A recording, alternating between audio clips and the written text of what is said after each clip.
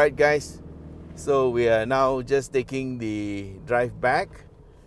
I am going to put it on sport mode again, and I'm still on auto.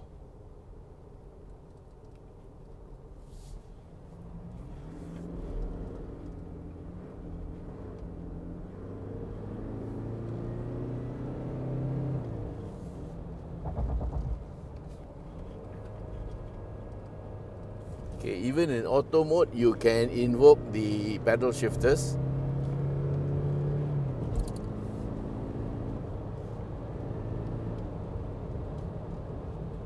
So I'm just on D mode, yeah, on sport, but just using the automatic and the pedal shifters at the same time.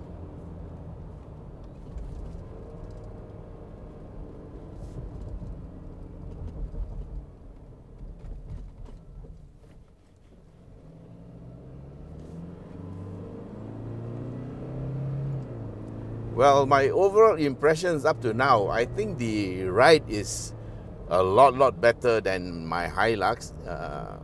I think the front springing and rear springing is made a little bit softer to give it more comfort, because this is, after all, a SUV and is not made to carry heavy loads like the truck is. So they can afford to have softer suspension. And so far it rides pretty well, no issues at all. And then you will ask, soft suspension means cornering how? Well, you can see us taking the corner, still okay, man, no problem.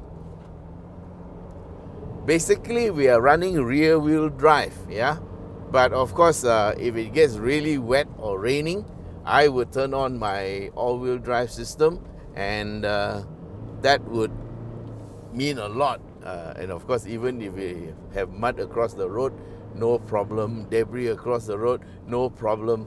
The very high ground clearance. And of course, there's a very short front overhang and short rear overhang. So this is the true off-roader. Okay, we're coming to the sharp corner. Okay, you take a late apex if you're not sure. And that means when you come out of the corner, you won't be facing the wall because you won't understeer. So always go in, slow in, fast out. If not sure, take a late apex. Because if you take an early apex, you can understeer and you can run out of road.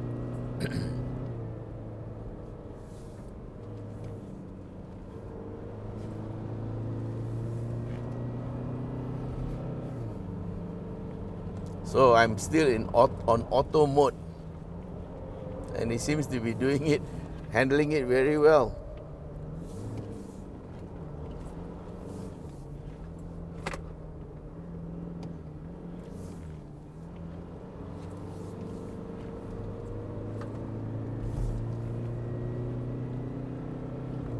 Okay, here's the construction site. We slow down a bit. Looks nice and clear, but there's a bit of mist.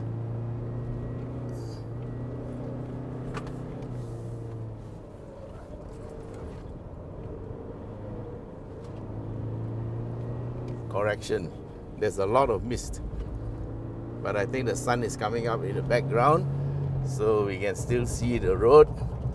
Not an issue. Okay, downhill is always the test of brakes. And so far, everything is still a-okay.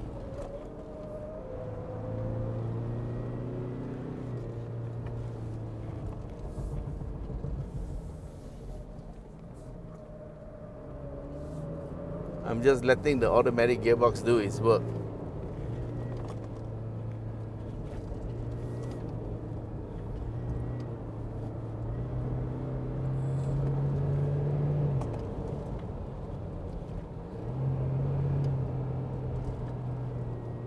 Okay, I'm using the pedal shifters to help me a little bit to shift down for the hump.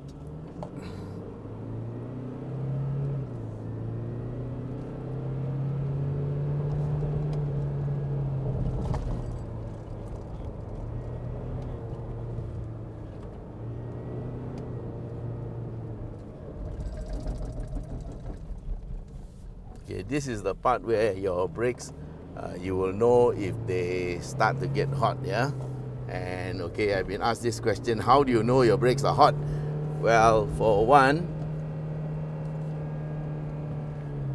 when they get hot, then you feel like they are not effective anymore. You feel like they are not good, not biting, you know? So that's how you judge the brakes.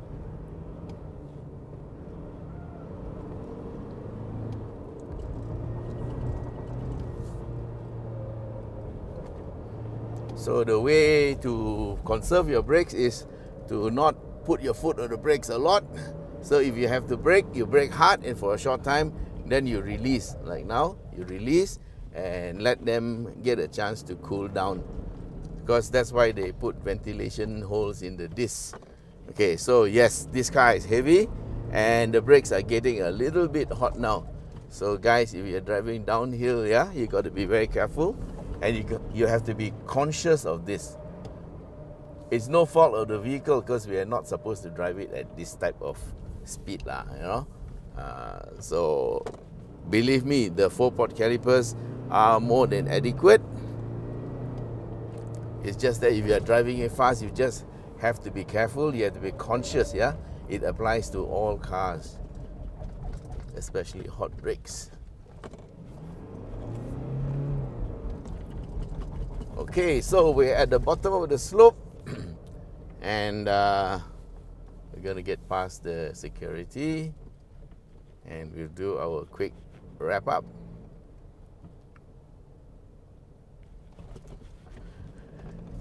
Okay, so we're at the bottom of the hill. So how did the car feel? Well, I think it's a great car.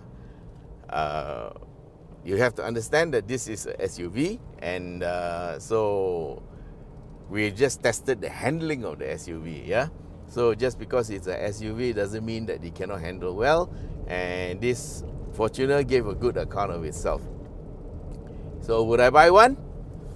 Yes, but we have certain conditions. Like if I have to carry a lot of people, this one can carry 7. If I need to go through rough road, this one can go through rough road. If I need to go off-road and I need to engage 4x4, yes, this vehicle will do it. All right? So this is a great all-rounder, and of course, given the leather chassis and the robustness of it all, plus this is the 2.8 liter diesel, yeah, with 500 Newton meters of torque. This engine is a very, very durable, and so far no issues. It's also the same engine that's in the Hilux, yeah. And so overall, I think this is a great vehicle to have. Of course, it's a little bit more expensive than a Hilux truck, because you can get the same engine in a Hilux truck. But if you want the comfort, leather seats, electrical controls, Toyota safety sense, lots and lots of room, yeah, this is the car to look for. All right, guys, so that's all the time we have for today, and till we meet again, bye-bye.